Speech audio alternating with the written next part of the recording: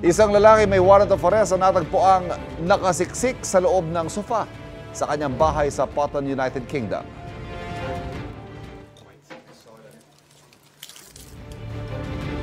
Nagpunta roon ang mga pulis para silbihan ang lalaki ng arrest warrant para sa isang kaso.